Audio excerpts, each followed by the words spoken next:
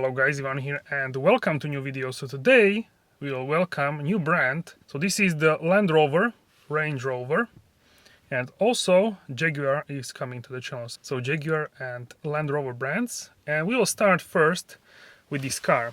And this is the new 2024 Land Rover, Range Rover Velar. And this is also the mid-cycle refresh, like a facelift version. And special thanks to Jaguar Land Rover for having us here today with this really nice vehicle. So we'll go for a walk around and then we'll go for a drive. I will tell you my impressions about this vehicle. So this is the Velar. We will start in the offering of the Range Rover with the Evoque. Then we have the Range Rover Velar, which is this one.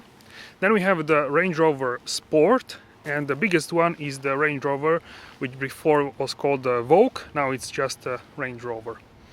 And that can be smaller, like a short version, and also it can be like a extended wheelbase. So here is a Velar, which is the C-segment SUV. The rivals are the Audi Q5, BMW X3, Mercedes GLC, and also the sister model, which is the Jaguar F-Pace. So this is a very interesting car. First of all, because it looks bigger than it actually should be. So this is definitely the largest car in the segment. I can tell you that. It appears like a very wide car and also very majestic car in this segment. So if you want a car which is the largest one in this segment, definitely go for the Velar. I really like the Range Rover look, like a, we can say classy feel, but also like very sporty appearance. Not too many going on, but also nothing what would be challenging in terms of the design. So this is really like a classy aristocratic design from the UK, from the United Kingdom. Also I really like the Range Rover branding here in like a matte black, dark chrome, Land Rover badge here in green one, and also the LED signature would be here. It's flickering, so I turn it off. Also check out, we have Range Rover here and like a rose gold details. 3.0 liter 6-cylinder diesel mild hybrid. You can also get the petrol version and also the plug-in hybrid, so really depends what you want. So this one develops 300 horsepower and acceleration from 0 to 100 kilometers per hour is 6.5 seconds. So this car is really dynamic, but first of all I want to tell you how this car appears. So it really to some people appears, and to myself as well, when I first was thinking about this car, what is the rival? So my first thought would be like a GLE and X5, but in reality it's a smaller segment. So it appears like a larger car for sure. So if it's something what is appealing to you, then definitely something to consider. Also I really like that the lower section is in one color and the top is like in black. You can also get the black roof here. Also you have the sunroof. This color is really nice, Varazine blue. So Varazine blue is like a gray color to me, but with the tones of blue, like a cool tones. So yeah, that's what I would think about this when we say Varazine blue. You have many options to choose from in terms of the color, and here we have a look from the back. Signature Range Rover, also with the lines and also like a lower section. Also I really like this spoiler. Can you see? Aerodynamically shaped. Also you can see it here from the top. And what I really like is that the wiper is hidden here. So you're not here like usually on the SUVs, but it's underneath the spoiler and it's swiping like that. So this is really something nice, what I like. Also you can see the Velar branding here. Also Range Rover in this like gray branding. Now we have full winter tires because it's still like a colder weather. I mean, these are Michelin Pilot Alpine 5 SUV, really good tires actually. And the wheels here are in this gray color. So nice design, nothing too complicated, but nice lines. And 265, 45, 21 inch.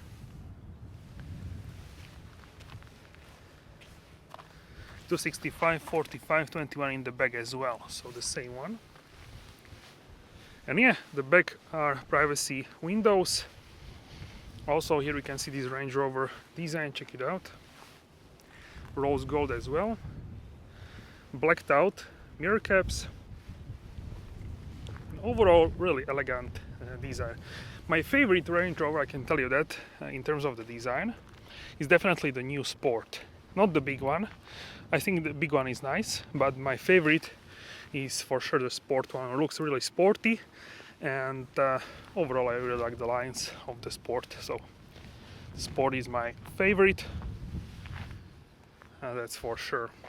So you can see very athletic design, really nice one in terms of that. So let's open the doors. We have the pop-up door handle, check it out. You can press, it will open. And we can see the interior here, Range Rover at the door sills. And here we have the black leather interior.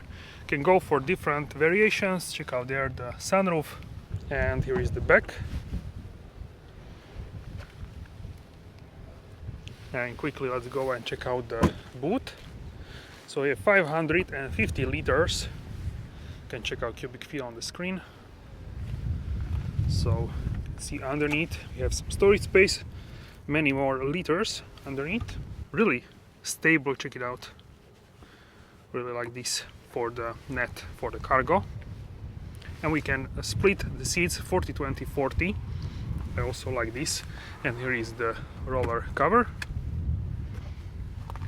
And on the top you can close it, of course, electrically.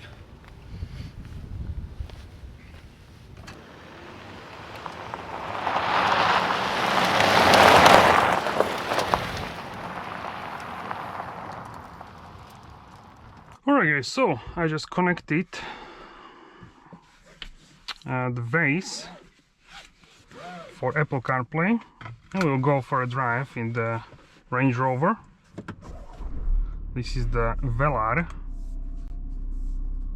300, so this one is a 3.0 liter diesel engine.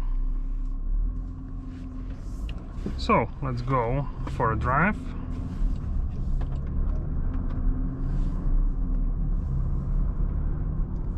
And I will tell you my impressions about this car. You can open this sunroof cover. The sunroof is tinted, so that's good.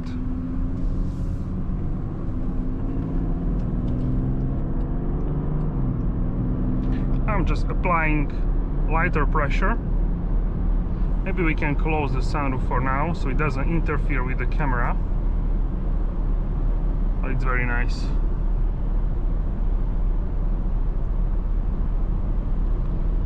So we'll do short highway driving, then we'll go on the country roads and also some smaller cities. So I've been driving this car for a few days and I did about 500 kilometers, which is a nice amount to understand the car, definitely. My first impression is that first of all we are on full winter tires, so we are not on all seasons, we are not on summer tires, we are on full winter tires, which are really good. The Michelin Pilot Alpine 5,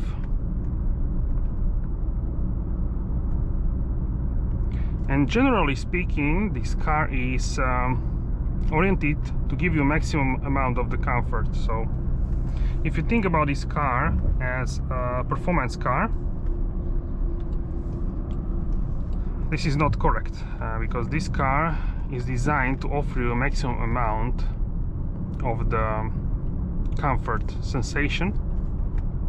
So the whole car is designed in order to be quiet, plush, comfy, so it can filtrate roads, which are not perfect, of course, and this kind of stuff. So first let's go on the highway. Here we have also adaptive cruise control. We don't have auto steer in this car, but we have adaptive cruise control. You can also change the distance with vehicle in front. I have it on minimal right now. Also, what I really like is to push this half of the armrest, or even whole armrest, forward. So that's this way I have a much better position for the armrest for my right arm. So now the car is keeping distance with the truck in front. We'll overtake shortly. When you overtake, car will increase the speed. So here we have 3.0 liter. Let's speed up because we are going slower in the left lane. So we have here the 3.0 liter 6-cylinder diesel engine with 300 horsepower. So nice amount for this kind of C-segment SUV, this sort of mid-size SUV. In this particular car we don't have the air suspension, so this is something what I would add to the car definitely, because it should be even better that way. The suspension is good, but sometimes you feel that on some uneven like sections the car can jump more than I would like to be jumping around. Now you can see in real life how the car is keeping distance. If you have a Meridian sound system, we have 3 levels. In this car we have the first level, then we have the 3D Meridian, then we have Signature Meridian. And 3D and Signature can do active noise cancelling, which can lower the noise in the cabin. They say 4 decibels, which is quite a lot. So I would go for that as well, at least for the 3D, if you don't want to go for the Signature. The sound system in this car, this first level Meridian, is okay, but I would go at least for the 3D. So here on the highway the car is very good. It's sometimes, if I have to compare to other cars, I have a feeling of a bigger car. Also the seating position and the parameters of the car, the size, is evoking like we should be in a bigger car, or in between the mid segment and the larger SUVs. I also like this infotainment here in the middle and also for the driver. This screen is a little bit like curved and the graphics are really sharp. Also I like infotainment. It has really nice tones, depth, shadows, really good one. But in almost every car I use Apple CarPlay anyway, so yeah, I use just Apple CarPlay. And I often use Waze almost all the time, we can say. And the main thing about it is because other people can input what is happening, traffic jams, crashes, this kind of stuff, so I really like the Waze. So in general this car is really good on the highway. So if you are looking for something what is plush, quiet and comfortable, then very good candidate for a car like that. It can also go quite at a good pace in the corners. You may feel that the car is tilting. That could be because we don't have air suspension. Cannot tell you exactly, but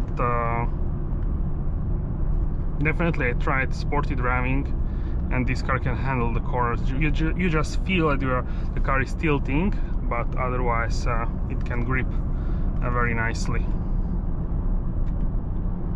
So yes, go for the air suspension Meridian 3D, and yeah, those are my recommendations.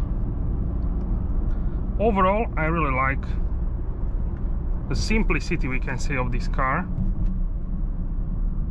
Everything is like simplified, like streamlined, nothing too complicated, but also it doesn't feel like too plain, like for example Tesla. For me it's too much simplified to the point they don't even have indicators in some cars. So that's, to me, that's just crazy. I think you can add, but yeah, I think this kind of stuff, they should be like must have. Also, one thing what I'm not big fan of is these wires in the glass. So this should help you to defrost from the window, but for most of the time you're looking through the wires. So this is something what I would not opt for if it's possible. Or yeah, I would just scrape the glass without the wires, or have auxiliary heating in the car, which will defrost the car anyway. So this is my only like something what I would change in this car as well, is these wires in the windshield. In terms of the interior like layout, definitely I feel like I'm in the bigger car. So this is the largest car in its segment, in the C segment. That's why I think I feel what I feel. And in the pre-facelift we have additional controls here, which would be nice to have, but in general now we need to go 30 here, so we can try cruise control. It works at 30 as well. So additional controls would be okay. We have at the fingertips the things which you use the most, like temperature, mode, this kind of stuff. Volume, also you have volume here on the steering wheel, but definitely would be cooler to have additional controls. But this way it's more like clean in terms of the design, so that is also pretty nice. Here we have like a neoprene material, which is also cool. And yeah, also here like this sort of like a neoprene material. The seats are leather, so this kind of design, which is yeah, I quite like this kind of design. Also, in terms of the engine, let's talk about the engine. I think this could be the best choice for, or one of the best choices for the Velar for sure. This 3-liter 6-cylinder engine is definitely popular among many brands. So this has nice pulling power, doesn't consume a lot of fuel. So what more do you need from an engine? I'm really relaxed, as you can see in the car. This car consumes around 7-8 liters per 100 kilometers. It can go as low as 6 liters, but in the city you can also have like 8-9. We can check here the trip. So B trip, longer distance. Actually, we are at 8.2 liters over 9,490 kilometers, so almost 10,000 kilometers. So this is what you can expect, around 8 liters long term, which I think for this kind of large engine and larger car is absolutely good, is absolutely fine, and is something what you expect anyway. So once again, 30 kilometers per hour. Steering is very light. Everything in this car is like smooth. It's light. It's effortless, we can say. So this car should give you emotions that driving is not difficult. So you just sit here. If you turn on the cruise control, just sitting. You don't even need to use pedals for this time. And yeah, steering is very light. It's often typical for these large SUVs that the steering is even lighter than in like a sedans or hatchbacks.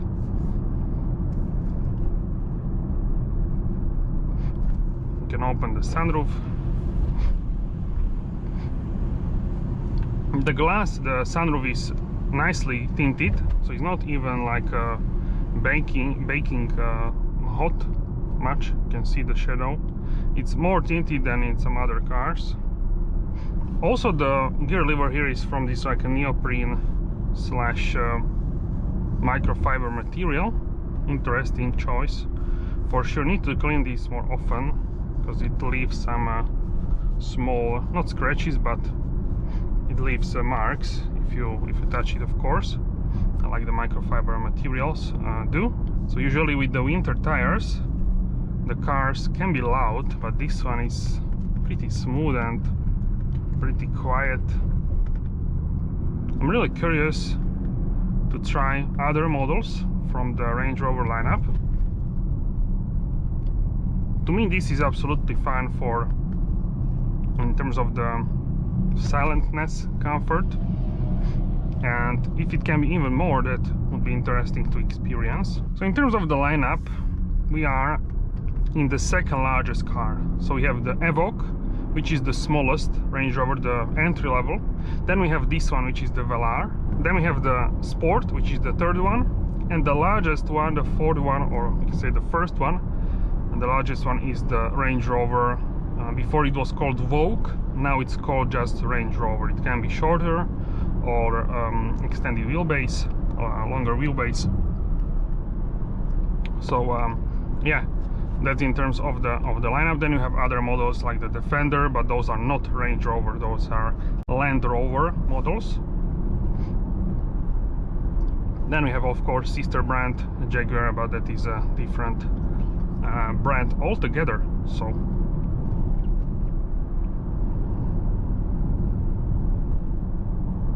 really, this car you will be less tired driving this car for longer distance for sure. And also,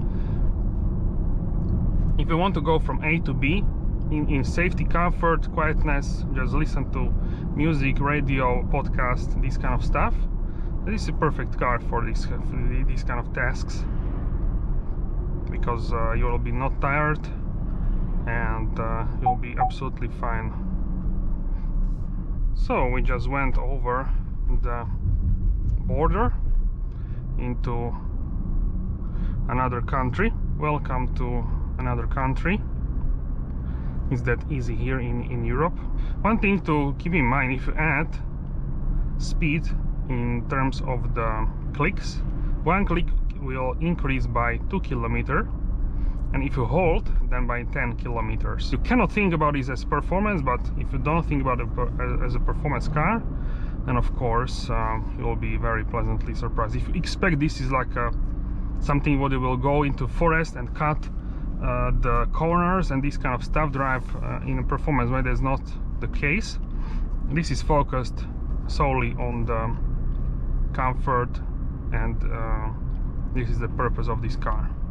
Also, I like the driver display. You can change how it looks here with this button. So now we have map here. Then you have like the speed, basic driving information, and then like the music or podcast. Then you can have the assistance system screen with also basic driving informations. Next is one ref counter and the navigation, and then like a music or podcast. And then we have screen which I use the most of the time, we can say all the time, almost all the time. Only when I switched I use different ones. So this is screen which I used most of the time, and I really like this screen because you have two dials, two like instrument clusters, one for the speed, one for the ref counter. In the middle you can change what you have here, like the trip settings, trip summary, we can say.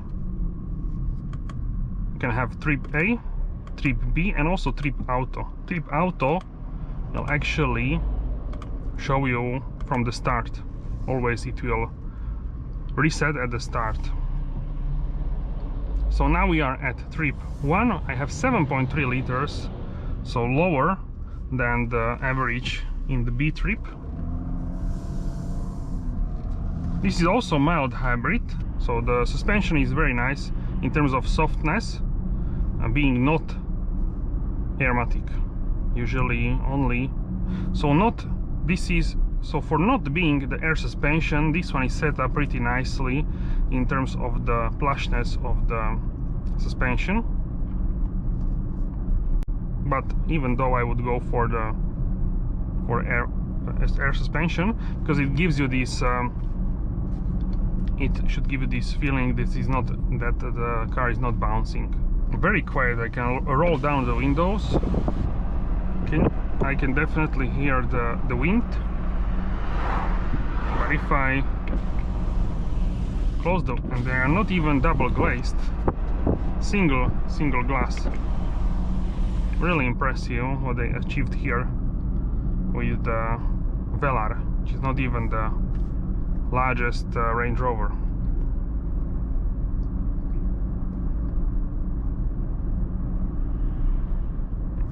So definitely I can feel that this could be ideal car for those people which want to go and drive very smoothly.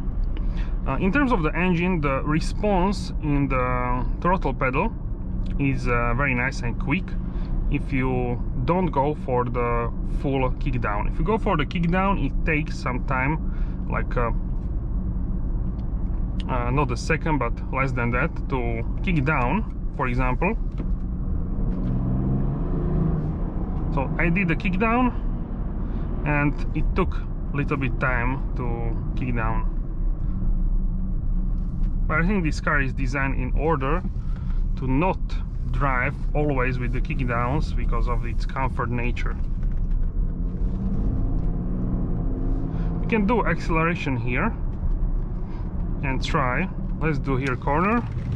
See, this car can turn easily. My jacket is flying in the back.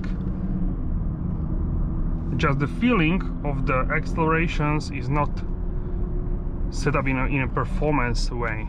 Okay, so let's start here and let's do acceleration. We can go to dynamic. All right, so we are in dynamic mode, the most sporty. We have right dials, and let's go for the acceleration to 100 km/h.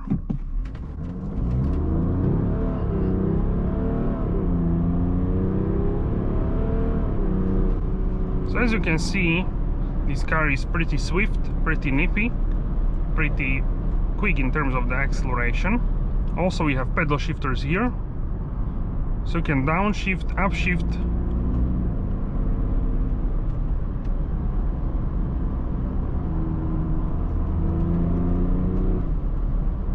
That is much quicker now in dynamic mode.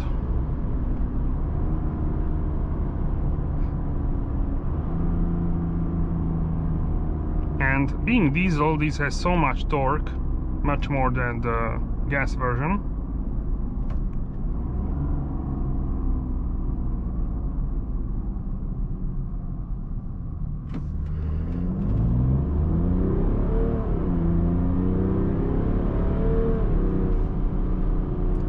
So once again, very swift.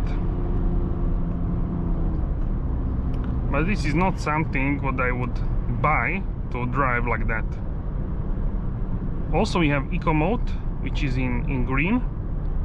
The dials and comfort is like in a gray, sort of like not gray but gray, between gray and brown. So in eco, actually what I like about the eco mode is that it feels more like a luxurious car, even more luxurious, because the accelerator is very smooth. Is much smoother than in the normal mode, in comfort mode. So yes, now you need to press more on the throttle to have the same amount of the acceleration.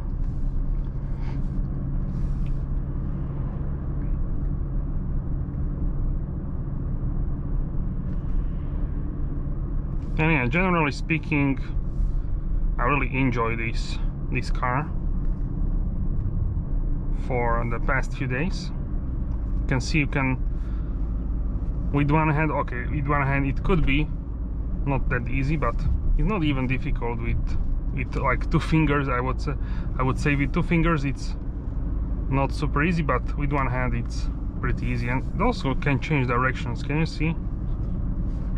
This car needs to be balanced. It needs to be also comfort car. It needs to be everything. If you kick down, it goes. Even in eco mode, it has so much pulling power. So don't be worried that in eco mode is like a slow car. It's more like a plush. And yeah. Now it should keep us in the... Okay, so here we have some corners. I'm braking now. Very good. So yeah, generally speaking, I feel like you can cover so much ground with this car. It's called Rover and range, so it has a lot of range, and it's also Rover. So yeah, that makes total sense. So let's do one more pull. Let's go to dynamic.